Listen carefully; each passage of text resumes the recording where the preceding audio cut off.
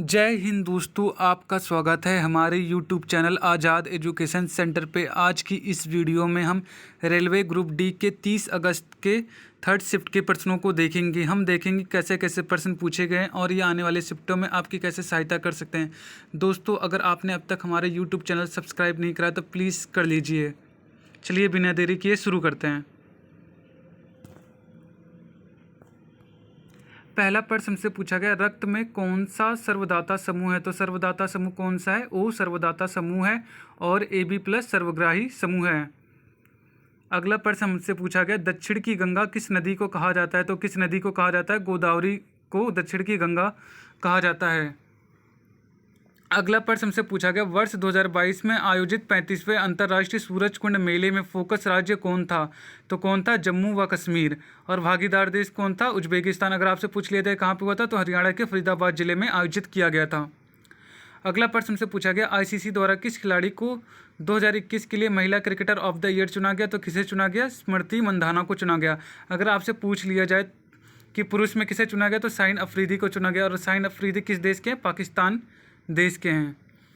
अगला प्रश्न हमसे पूछा गया, पंकज आडवाणी ने 19वीं एशियाई 100 यूपी बिलियर्ड चैंपियनशिप 2022 में किससे हराकर खिताब जीता? तो किससे हराकर जीता? ध्रुव सीतावाला को हराकर खिताब जीता।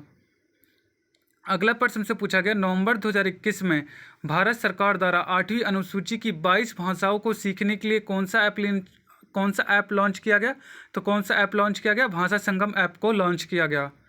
अगला प्रश्न हमसे पूछा गया, खेतड़ी की कॉपर खान किस राज्य में स्थित है? तो किस राज्य में स्थित है? ये राजस्थान में स्थित है।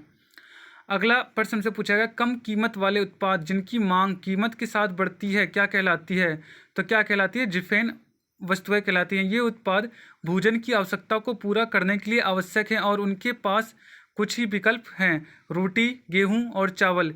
क्या कहते हैं? जिफेन वस्तुओं के उदाहरण हैं। गिफेन वस्तुओं का विचार मांग के मौलिक नियम को कमजोर करता है। अगला प्रश्न से पूछा गया, बजट 2022-23 में घोषित PM डिवाइन योजना का संबंध किससे है? तो बजट 2022-23 में डिवाइन योजना का संबंध उत्तर पूर्वी भारतीय राज्यों के विकास के लिए है और इसमें 1500 करोड़ रुपए आवंटित किए गए हैं। अगला प्रश्न से पूछा गया, पंचायती राज में कितने विषय शामिल हैं? तो कितने विषय हैं? 29 विषय शामिल हैं। अगला प्रश्न से पूछा गया, अंडमान व निकोबार में कौन सी भाषा बोली जाती है? तो कौन सी बोली जाती है? वह हिंदी व अंग्रेजी बोली जाती है और वहाँ की आधिकारिक भाषा है। अगला प्रश्न से पूछा गया, भारतीय संविधान में मौलिक कर्तव्यों की संख्या कितनी है? तो कितनी है? कुल 11 हैं। अगला प्रश्न से पूछा गया, प्राचीन भारतीय शास्त्रों में जीवन की कितनी अवस्था बताई गई है? तो कितनी बताई गई है? कुल 4 अवस्था बताई गई। कौन कौन सी अवस्था बताई गई है? ब्रह्मचार अवस्था, गृहस्थ अवस्था, वानप्रस्थ अवस्था व संन्यास बताया गया है। अगला प्रश्न हमसे पूछा गया, खाड़ीन किस राज्य की जल संरक्षण व्यवस्था है? तो खाड़ीन राजस्थान के जल संरक्षण की क्या कहते हैं? अवस्था है। खाड़ीन खेत के किनारे सिद्ध पाल बांधकर वर्षा के जल को इकट्ठित कर लेते हैं। फिर क्या कहते हैं? वर्षा के जल को इकट्ठित करने के बाद उसमें नमी पैदा हो जाती है और उस नमी पैदा होने के बाद उसमें फसल को बोते हैं और यह एक परंपरागत तकनीक है। अगला प्रश्न हमसे पूछा गया, 1757 में कौन सा युद्ध हुआ था? तो कौन सा युद्ध हुआ था? प्लासी का युद्ध हुआ था। कब? 23 जून 1757 में हुआ था और इनके मध्य हुआ था रॉबर्ट क्लाइव व सिराजुद्दौला के मध्य हुआ था। अगला प्रश्न से पूछा गया, ऑक्सीजन के बाहरी कोश में कितने इलेक्ट्रॉन होते हैं? तो कितने होते हैं? 6 इलेक्ट्रॉन होते हैं। अगला प्रश्न से पूछा गया, प्लास्टर ऑफ पेरिस का क्या उपयोग नहीं होता है? तो आइए जानते हैं कि क्या क्या उपयोग है इसके। हड्डी को जोड़ने में इसका उपयोग किया जाता है, दीवार व छत की कोटिंग में किया जाता है, खिलौने के निर्माण में किया जाता है, फायर सुरक्षा सिस्टम आदि में किया जाता है। अगला प्रश्न हमसे पूछा गया, चूना पत्थर के वियोजन से क्या बनता है? अगर हम चूना पत्थर को तोड़ें इसके तो क्या बनेगा? तो कैल्शियम कार्बोनेट को अगर हम तोड़ें तो क्या बनेगा? कैल्शियम ऑक्साइड बनेगा और CO2 गैस निकलेगा।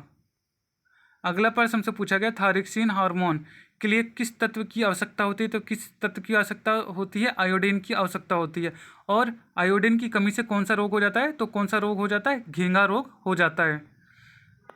दोस्तों, यहाँ पर हमारा ख़त्म होता है। दोस्तों, अगर आपने अब तक हमारे YouTube चैनल सब्सक्राइब नहीं करा तो प्लीज़ कर लीजिएगा और अगर आपको ये वीडियो अच्छी लगे तो इस चैनल को सब्सक्राइब करें और वीडियो को लाइक करें।